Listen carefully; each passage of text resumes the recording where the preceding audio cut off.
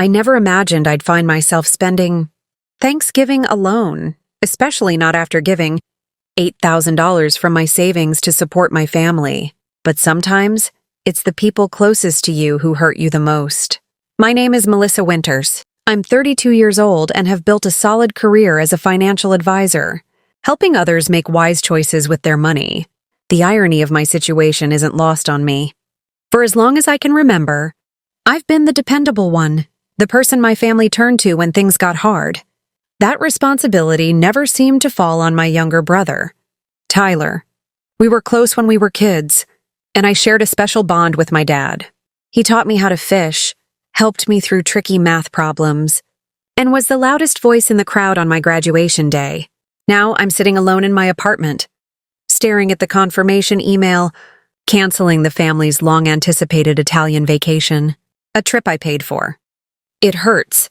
Not just because of the money, but because of what it revealed. This is the story of how I went from being my family's backbone to being shut out of Thanksgiving, and why I made the decision to cancel a vacation they'd been dreaming about for a year. Looking back, the signs were always there. But when it comes to family, love can blur your judgment. As the oldest child of Robert and Linda Winters, I learned responsibility young. My parents weren't overly strict, but it was always clear I was expected to lead by example, especially for Tyler, who's 3 years younger.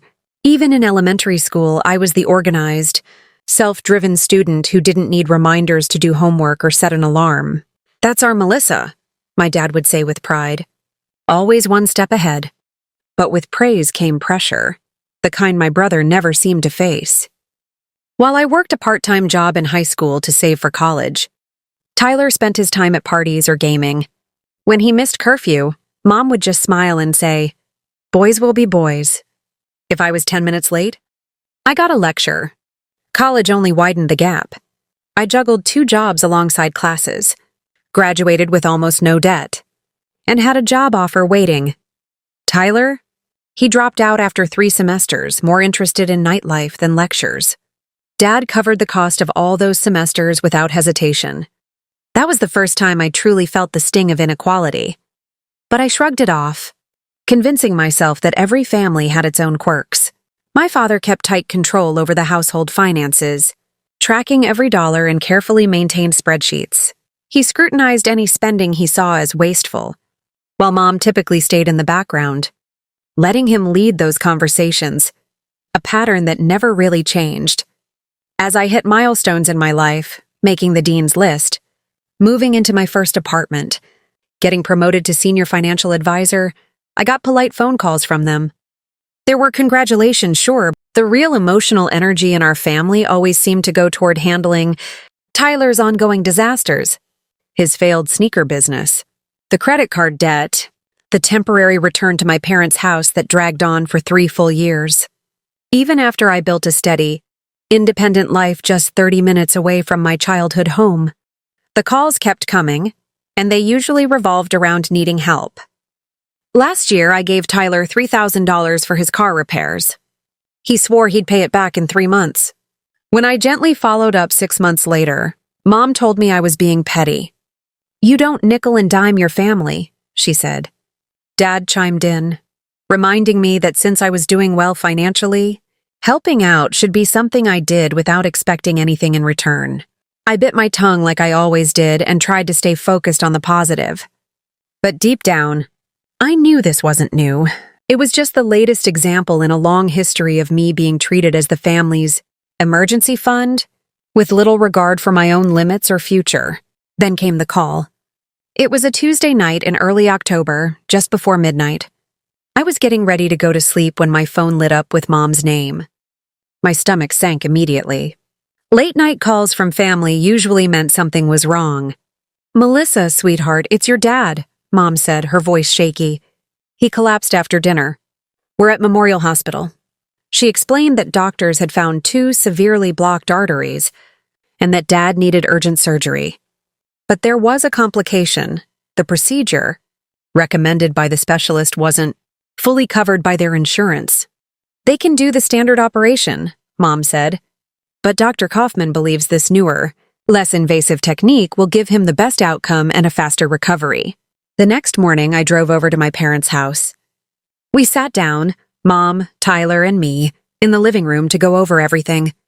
Dad had spent the night at the hospital and was stable for now. Thanks to medication, they're saying our out-of-pocket cost will be around $8,000. Mom told us, her eyes heavy with worry.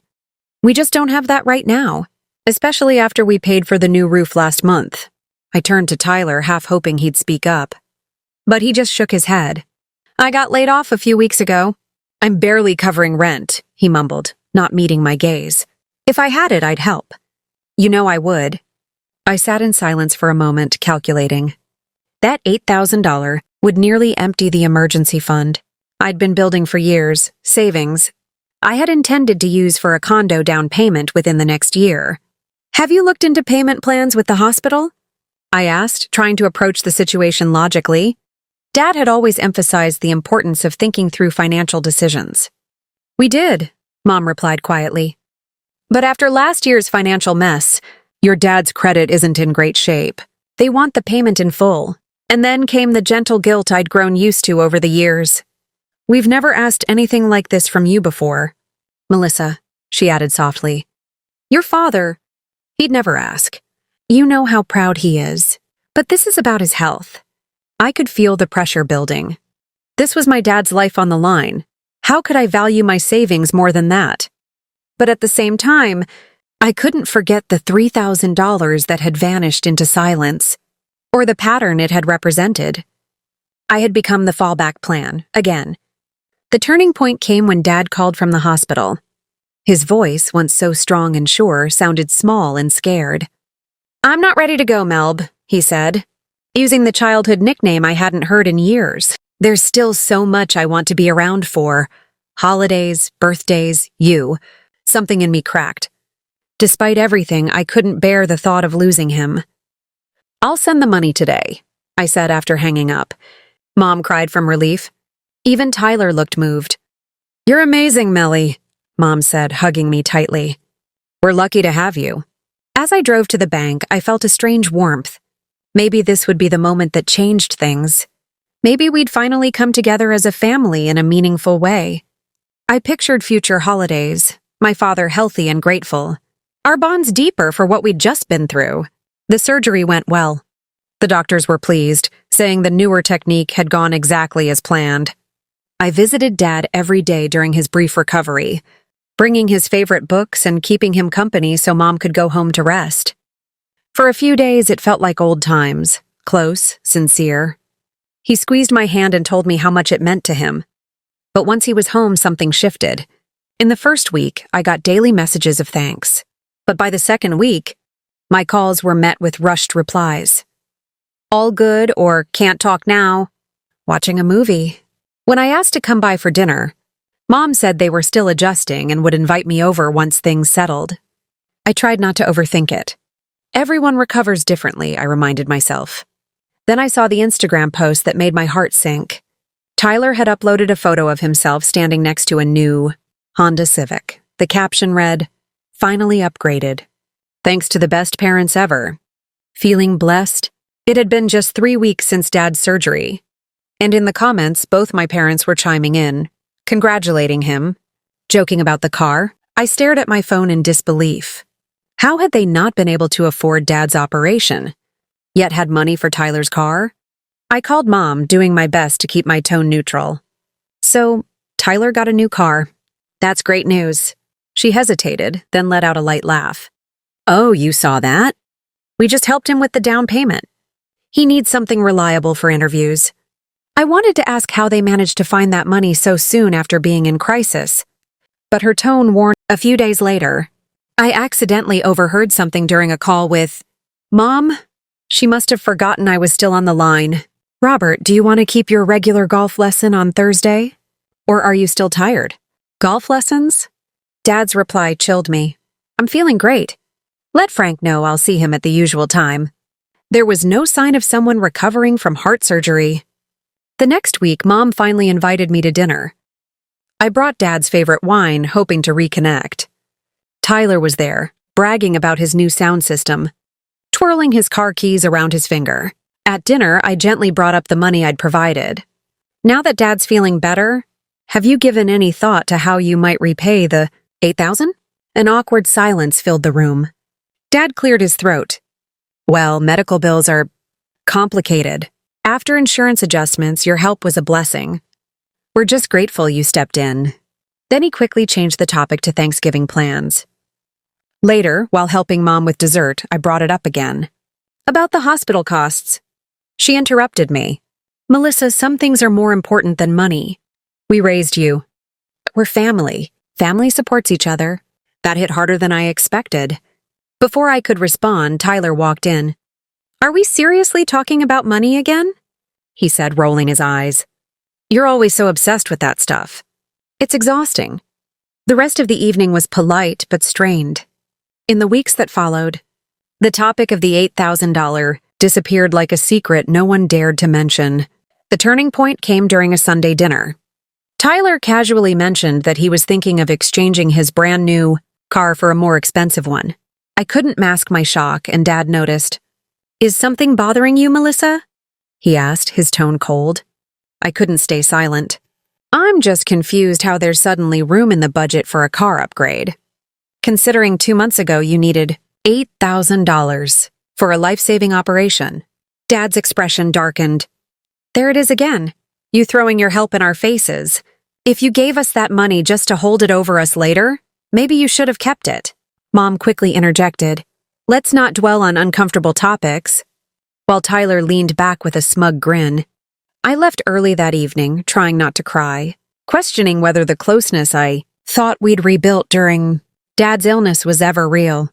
Still carrying the weight of that evening, I poured myself into planning Thanksgiving, hoping the holiday might help reset things. Traditionally, we always had Thanksgiving at my parents' house, but this year I offered to host. I told Mom it's my treat to celebrate Dad's recovery.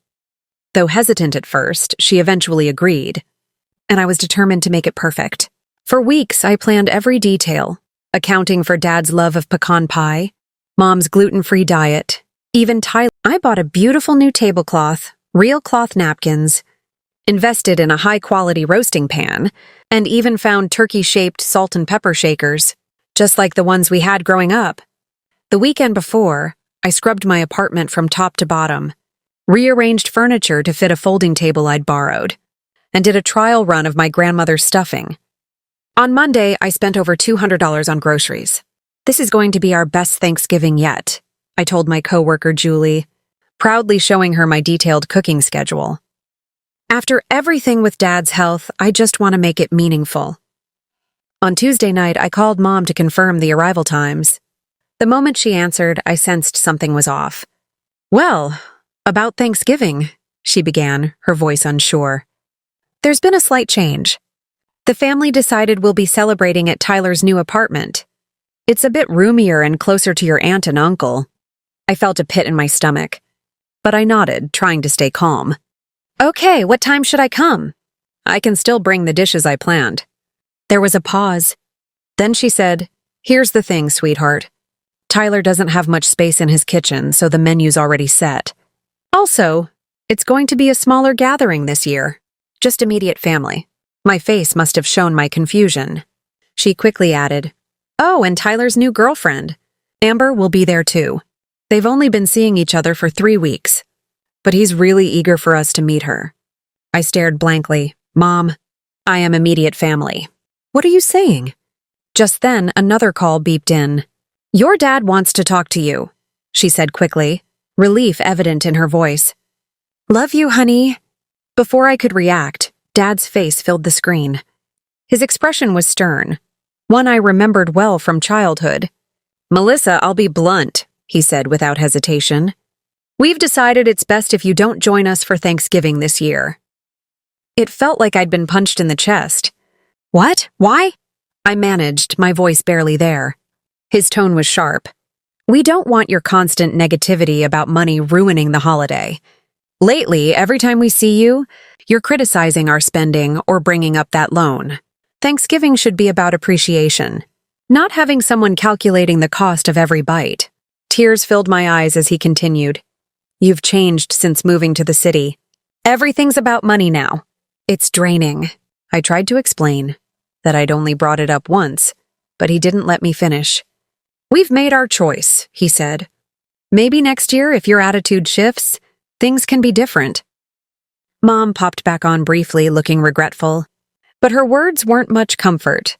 "It's for the best, sweetie. I'm sure some co-workers would be happy to include you in their plans. Have a nice Thanksgiving." The call ended. I sat frozen, still holding my phone, tears pouring down my face. A deep ache settled in my chest, deeper than anything I'd felt in years. All my careful plans, the money I'd spent, the effort I'd poured into creating something meaningful, discarded just like that. All because I dared to acknowledge the help they had asked for. I called Julie, struggling to speak through sobs as I explained what had happened. Without hesitation, she said, "Come spend Thanksgiving with us." My roommates and I always host a big Friendsgiving celebration. Adding one more seat at the table wouldn't have been a problem. A few other friends also invited me to join their gatherings after hearing what happened, but I couldn't bring myself to accept. The pain was too fresh, the betrayal too deep.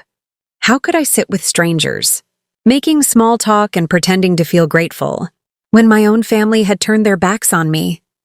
The following day, I went through the motions at work like a machine, numb to everything around me. At home, the holiday decorations I had lovingly prepared now felt like a cruel joke. The turkey-shaped salt and pepper shakers, once endearing, now symbolized how foolishly hopeful I'd been. I tucked them away in a drawer, unable to bear the sight of them without tears. The week after Thanksgiving blurred into a fog of deadlines and fake smiles. My coworkers chalked up my quiet demeanor to typical holiday stress, and I let them believe that. I buried myself in year-end reports, late nights at the office, and volunteered for anything that would keep me too busy to think about my family. All the while, I couldn't stop picturing them at Tyler's apartment, enjoying a meal together while I sat alone, reheating leftovers in silence. It wasn't until the following Tuesday that everything clicked. I was on a call with a client discussing her tax strategy when she casually brought up a family cruise and the travel insurance they always purchase now. Last year, my sister-in-law had to cancel her trip to Europe last minute and lost thousands, she said. Something about her story triggered a memory. My parents' long-standing dream of going to Italy for their 35th anniversary. That trip had been delayed for years due to financial concerns. I remembered helping them plan last Christmas, even creating a shared spreadsheet of destinations and ideas. Dad had talked about seeing Venice before it sinks, and Mom was enchanted by the Amalfi Coast. But now a sick feeling settled in my stomach. Had they finally booked the trip with my money? That evening, I did something I had avoided since Thanksgiving. I checked my mom's Facebook. Sure enough, there it was, posted October 18th, exactly 1 week after I'd transferred them $8,000. So excited. After years of dreaming, we finally booked our Italian adventure, 14 days exploring Venice, Florence, Rome, and the Amalfi Coast. Italy-bound dream trip. The post had dozens of congratulatory comments. Some even referenced Dad's recent health scare. So glad Robert's well enough to travel again. Nothing like a medical emergency to remind us to enjoy life. My hands shook as I scrolled. More posts showed hotel bookings and travel guides. Then I saw something that made my heart sink further, a comment from Mom on Tyler's profile. "Can't wait for you to join us in Rome, honey. First family trip in years." Attached was an image of a flight confirmation. Tyler would be joining them halfway through their vacation. The last puzzle piece fell into place when I saw the name of the travel agency they'd used, Meridian Travel. It was the same agency I'd recommended. My college roommate worked there and had promised to take care of them personally. The truth was undeniable now. My $8,000 hadn't gone toward a medical procedure. It had funded their dream vacation. I called their house. No answer. I left a voicemail. "Hi, Mom, Dad. I really need to talk to you about the money I sent. Please call me." I followed with a text. "Mom, I need to talk about the $8,000 I gave you for Dad's procedure. Please call me." No reply came until midnight. Dad finally sent a message from his phone. "Not sure why you're bringing this up again. If you must know, Insurance ended up covering most of the procedure after an appeal. Your help went toward out-of-pocket costs and recovery. We're grateful but exhausted by all this money talk. Let's speak after the holidays. The words crushed me. They were trying to rewrite the story, to minimize it, dismiss it. But the timeline told the truth. They never needed the money for surgery. They manipulated me. I responded with one final question. Did you use my $8,000 to pay for your Italy trip? Dad's reply came within seconds. That trip's been in the works for years. The timing is coincidental. Not everything is about you, Melissa. But I knew better. They used my fear and love to bankroll their vacation, a trip they didn't even invite me on. As I sat alone in my dark apartment, one final memory flashed. My parents hated booking things online, so I had offered to make the travel reservations using my credit card to earn rewards. Dad had promised to write me a check to reimburse the full amount before the charges posted. That check never came. In the chaos of his supposed health crisis, I had completely forgotten about the booking arrangements. But now it dawned on me. The hotel bookings, flights, everything, they were all made under my name, using my card through my friend's agency. And that meant I had the power to cancel everything. For 3 days, the knowledge about the Italy trip sat on my chest like a stone. I could hardly sleep, my mind looping through countless what-if scenarios. When I finally told my friend Keisha, she urged me to let it go. Mel, I get it. It was wrong. But if you cancel the trip, there's no going back. It won't fix anything. It'll just burn every bridge. She wasn't wrong. Canceling the vacation would be a drastic move, the kind of decision that permanently rewrites relationships. But the more I thought about it, the more patterns started to emerge, ones I'd ignored for years. There was the $3,000 for Tyler's car repairs that was never repaid, the expensive flights. I'd booked to rush home when Mom claimed Dad was seriously ill, only to find him with nothing worse than a cold. The dozens of smaller favors, the promises of reimbursement that always evaporated. I reread my texts. Still nothing meaningful from my parents about the $8,000, but on social media, they were very much alive and well. Mom had posted pictures of Thanksgiving dinner with a caption that stung. Grateful for family who knows what this holiday is truly about. Tyler's post was even more direct. A picture of him raising a wine glass. Life's too short for drama. Thankful for the right people around the table. Dad had even liked that one. At that point, my sadness started turning into something colder, firmer. It wasn't just the money, it was the betrayal.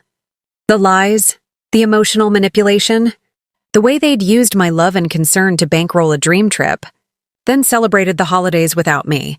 That Friday, 1 week after Thanksgiving, I made up my mind. I called Meridian Travel and asked for my friend Jessica. Hey Jess, it's Melissa Winters, I said when she picked up. I need to ask you something about the Italy trip my parents booked. It was done with my credit card. Oh yes, that's the one for April, right? They seemed really excited. What do you need? I hesitated, then asked, what would happen if I canceled everything now? Would I lose much? Jessica sounded surprised but remained professional. At this point, most of the package is refundable. There's a $200 per person change fee on the flights, but hotel deposits are fully returnable. Excursions, too, as long as you cancel 30 days out. You'd probably recover around 90%. I did a quick calculation. That meant I'd get back about $7,200 of the $8,000. And I'm the one listed as the primary on the booking, right? I clarified. Yep, it's all under your name and card. Your parents are listed as travelers only. I thanked her and hung up. Then I sat in silence, staring at the kitchen table, thinking, was I really about to cancel a trip my parents had dreamed of for years? Would that make me just as cruel as they'd been? But then I checked Tyler's Instagram. A new photo, high-end shopping bags. The caption read, holiday shopping check. Can't wait for this epic Christmas. Italy-bound family first. That was it. The final blow. While I had been alone on Thanksgiving, mourning a connection that clearly meant more to me than to them, they were out there spending my money, planning a luxurious getaway, and flaunting it like a badge of honor. With steady hands and a clear voice, I called Jessica again. "I'd like to cancel the entire Italy booking," I said, my tone firm. "Flights, hotel, excursions, everything." She hesitated. "Are you sure, Melissa? Your parents were so excited about this trip." "I'm sure," I replied. "Please process the cancellation and refund it back to my card." 20 minutes later, it was done. The Italian getaway, once a dream, was officially canceled. A refund of $7,243 was scheduled to return to my credit card within 3 to 5 business days. I opened the family group chat and typed a short message. "The Italy trip has been canceled. The $8,000 has been refunded to my account." Then I powered off my phone, made myself a cup of tea, and waited for the inevitable fallout. 3 hours later, when I turned my phone back on, it buzzed so violently it nearly jumped off the counter. 17 missed calls from Dad, 12 from Mom, 23 from Tyler. Voicemails flooded in, some shocked, others furious. "What the hell is wrong with you?" My father yelled in the first one, his voice distorted with rage. "Call me right now." My mother's voicemail started with sobs and begging. "Melissa, this has to be some mistake. Please talk to us." Then came the emotional blackmail. "After all we've done for you, this is how you repay us?" Tyler's messages were unfiltered and aggressive, swearing, accusations, threats. The texts were just as intense. "Dad, you had no right. That money was a gift. We'll be speaking with a lawyer about this theft." "Mom, I'm crying so hard I can't even see the screen. 35 years of marriage and our only dream trip ruined by our daughter. I don't know if I'll ever be able to forgive you. Tyler." A string of angry messages that ended with, "You're dead to us. Don't ever speak to this family again." Oddly enough, I didn't feel panic. I felt peace. Their reactions only confirmed what I had been too afraid to admit. For years, to them, I wasn't a daughter or a sister. I was a bank account, a lifeline, someone to use. By the next day, the ripple effect had spread wider. Aunt Susan called to inform me I was no longer welcome at family gatherings. Uncle Dave made a not-so-subtle Facebook post about selfish young people who think they're above family loyalty. Cousins I'd grown up with suddenly unfriended me. But not everyone turned away. My grandmother left me a quiet voicemail. "I don't know the full story, sweetheart, but I trust you. Call me when you're ready." And my mom's younger sister sent a simple message. "Your mom's version of events doesn't fully make sense. I'd like to hear your side when you feel up to it." I was still trying to process the avalanche of reactions when my building's security desk rang that Sunday afternoon. "Ms. Winters, your parents are in the lobby. They're demanding to come up." Should I let them through? My chest tightened. "No, please don't send them up. I don't want to see them." But it was already too late. They had pushed past the front desk and were riding the elevator up. I considered locking myself in my bedroom. But then I stopped. This was my home. I wouldn't hide. When the knock came, it wasn't a knock, it was pounding. I opened the door to find both of my parents standing there, faces flushed, eyes blazing with fury. "How dare you?" my father snapped, barging into my apartment without waiting for an invitation. "You stole from us." My mother followed close behind, her cheeks wet with tears. "We raised you better than this, Melissa. I don't even recognize who you are anymore." The confrontation escalated quickly, but I held my ground. "No," I said, my voice steady. "You lied to me. You told me the money was for Dad's medical treatment. You even showed me medical documents. You played on my love and concern." Dad's expression twisted with indignation. "It was a gift," he spat. "Once you gave us that money, it was ours. We could do whatever we wanted with it." "A gift?" I repeated, stunned. "You pleaded for help. Mom was crying, telling me you couldn't afford the procedure. And then you used that money to book a luxury vacation?" Dad shrugged, waving a hand dismissively. "So we changed our minds. That's not illegal. We're allowed to decide what's best for us." Our voices spilled into the hallway, growing louder. Doors opened down the corridor as neighbors peeked out, watching the drama unfold. "You've always been difficult," Dad barked, jabbing a finger close to my face. "Always acting superior just because you have some fancy job and a nice apartment in the city." Something inside me snapped. "I thought I was your daughter," I shouted. my voice shaking with years of buried hurt. Not your personal ATM. Every time you needed help, I was there. And every time, there was always some reason why you couldn't pay me back. You even uninvited me from Thanksgiving after I helped you. That's when Mom completely broke down. We never planned to repay you, she admitted through sobs. We thought you understood. You earn so much more than we do. What's $8,000 to someone like you? Her words stung more than I expected. But they were honest. Painfully so. That was my emergency fund, I said quietly. Money I spent years saving, working late, skipping vacations, budgeting every penny. That money gave me peace of mind. And you took it from me under false pretenses. By now, our neighbor, Mr. Patel, had alerted building security. A guard showed up just as the argument reached its peak. Is everything all right here? He asked, eyeing my parents cautiously. No, I said, standing tall. They need to leave. They're not welcome here. Despite their protests, the security guard escorted them to the elevator.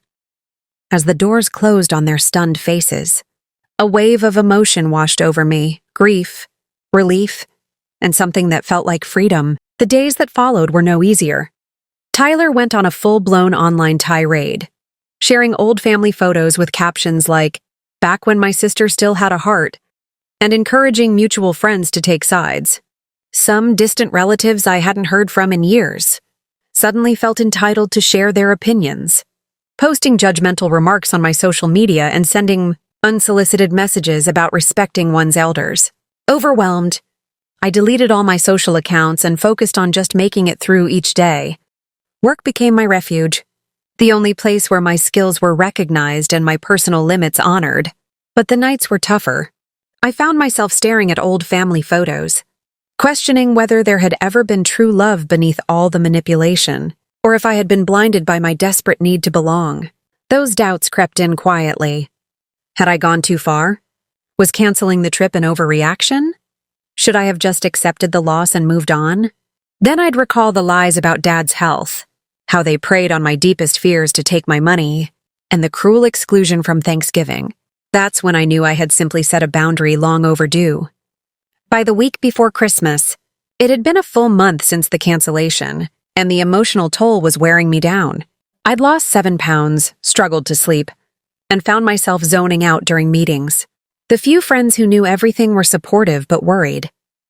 You're doing the right thing, Julie told me during lunch, but it's eating you up inside. She wasn't wrong, even though I stood firm. Old doubts and years of being conditioned to put family peace above my own well-being gnawed at me. Then on a Tuesday evening, my phone rang from an unfamiliar number. I almost ignored it, expecting another angry family member. But something made me answer. Melissa, it's Aunt Rebecca, your dad's sister. I hadn't talked to Aunt Rebecca in years. She'd moved to Arizona while I was in college and had slowly drifted away from the family. She spoke after a moment of silence. I realize this call is unexpected, but your grandmother told me what happened, and I wanted you to know that you're not the first person your parents have treated this way. For the next hour, Aunt Rebecca recounted stories that closely resembled my own situation. About a decade ago, she had lent my parents $12,000, supposedly for urgent foundation repairs on their home. Later, she found out the money had actually been spent on an extensive kitchen makeover. When she confronted them, they gave her the same excuse they probably gave you, that once the money was handed over, it was theirs to manage however they chose. After that, Rebecca severed ties with them, which explained why she rarely appeared at family events. She told me the family had rallied around my parents, just as they are doing now with you. According to her, my father had always been the favored one, never seen as at fault. Meanwhile, I was cast as the troublemaker for years. Hearing her story felt like fitting a missing puzzle, pieced perfectly into place. I wasn't imagining things, and I wasn't alone. In the days that followed, support came from unexpected places. A cousin reached out privately, saying she believed me but was afraid to say so openly.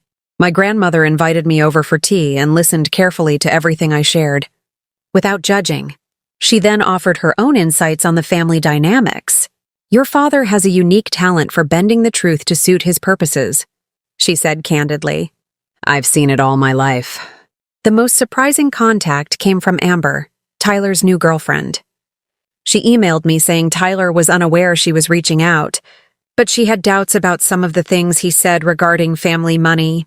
She noticed a pattern, how he expects his parents to cover his needs, and now he's speaking about you in a similar way. It was worrying, and she felt I should be aware of it. The following week, I began therapy, something I should have done long ago. Dr. Chen helped me identify the emotional manipulation I'd endured for years. What you're describing fits elements of financial abuse, she explained during our second session. Using your love and concern to take advantage of you, then punishing you when you try to set boundaries. We explored why I had stayed trapped in this cycle for so long. My need for approval, the hope that giving would earn me love, and the fear of being isolated. The process was painful but illuminating, like draining a festering wound. By mid-January, I felt ready to set firm boundaries with my family. I sent a detailed email explaining my perspective, why I had canceled the trip, and what conditions would need to be met to rebuild trust. I made it clear I would no longer offer any financial support. Any future relationship must be built on mutual respect and honesty, I wrote. I deserve to be treated as a valued family member, not just as a source of money to be exploited and discarded. I didn't expect a positive reply, and I wasn't wrong. My father's only response was a brief message. When you're ready to apologize, we can talk. Mom sent a lengthy, emotional email that admitted to some hurt feelings, but still portrayed me as the main person at fault. Tyler didn't reply at all, yet for the first time, their reactions didn't break me. I realized their behavior was a reflection of their own flaws, not a measure of my value. After the $724,316 was credited back to my card, I made a choice that felt both practical and symbolic. I reserved a solo trip to Portugal for spring, a place I had long dreamed of visiting but had delayed because of family demands. Planning a trip solely for my own pleasure, without worrying about anyone else's wishes, felt like a bold act of self-care. As winter gave way to spring, I concentrated on building what my therapist called my chosen family. I nurtured friendships with people who respected my limits and appreciated me for who I was, not for what I could give. I joined a book club, started volunteering at a program teaching financial skills to young adults, and reconnected with old college friends I had lost contact with. I also began the difficult process of reflecting on my own tendency to please others and how that may have enabled my family's behavior. Had I been too quick to help or too ready to believe their crises were real? Probably. But I was learning that recognizing my part didn't mean accepting responsibility for their manipulation. An unexpected update came in early March. Amber, who now occasionally messaged me, shared that Tyler had borrowed $2,000 from her for car repairs, and then became upset when she asked about paying it back. She wrote to me, "I've been thinking a lot about what you said regarding these patterns. I really need to take a closer look at this relationship." It was painful to witness the cycle possibly starting again with someone new, yet I felt grateful that my experience might help Amber guard herself. I reminded her, echoing what Dr. Chen told me, that setting boundaries isn't selfish. It's essential for any healthy relationship. As I got ready for my trip to Portugal, I reflected on how much had shifted in just a few months. The pain hadn't vanished completely. There were still moments when I mourned the family connection I'd hoped for but never truly had. Yet alongside that sadness grew a powerful feeling of freedom. I was no longer defining my value based on my family's approval, nor was I risking my financial stability for people who believed it was their right. For the first time in my adult life, I was prioritizing myself, and instead of the guilt I thought I'd feel, I found something new: peace.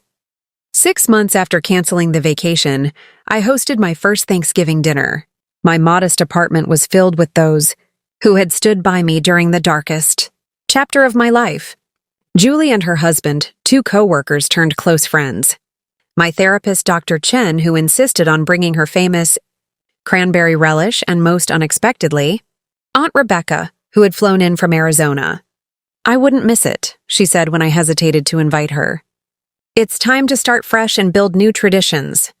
Gathered around the same table I had planned to use for my family the previous year, I felt a deep gratitude that wasn't tied to obligation or blood. These people chose to be there. They chose to share their lives with me, with no expectations, only kindness and respect. The month following my confrontation with my parents brought slow but steady changes. My mom began sending cautious texts, nothing significant in April, just weather updates or simple messages saying she was thinking of me. I replied politely, but kept my boundaries clear. There was a small moment of warmth when I sent Dad a birthday card in June. He didn't reply directly, but Mom mentioned he had placed it on their mantelpiece, a quiet hint that maybe, someday, a different kind of relationship could be possible. Tyler stayed distant, but Amber shared that he had reluctantly started seeing a financial counselor after she made it a condition for continuing their relationship. "Your standing up to your family inspired me to do the same," she said during one of our coffee meetups. The family dynamics were shifting in ways I hadn't expected. My trip to Portugal in May was a turning point. 10 days of traveling at my own pace, making choices based only on what I wanted, and reconnecting with parts of myself that had been buried beneath family demands.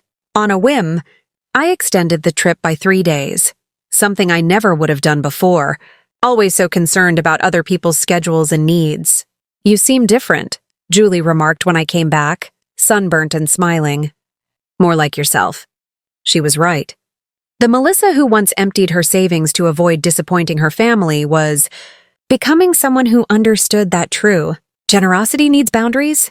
I learned to trust my own worth without needing outside approval, and to recognize when helping others was healthy and when it just kept harmful patterns alive. Financial healing had become a vital part of my journey, just as important as the emotional work. As my emergency fund gradually grew again, I set firm rules for myself.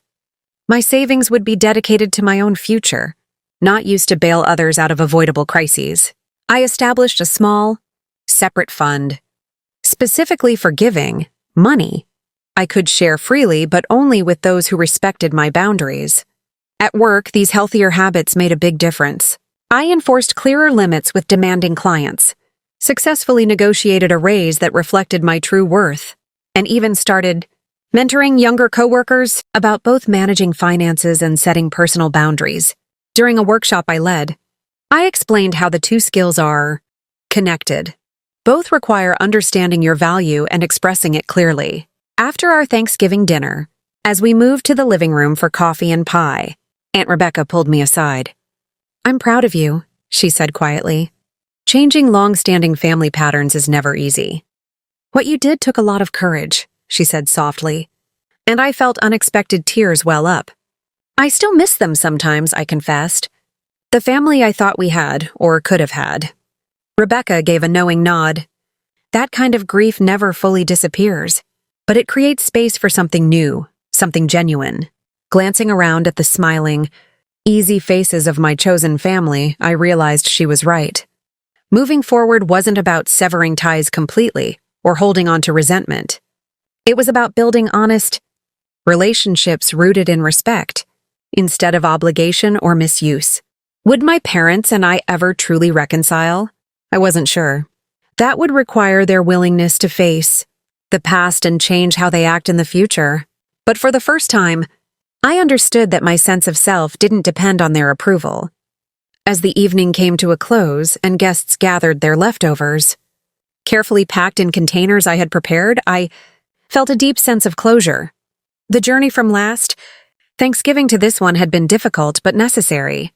A transformation from living according to others' expectations to defining my own path.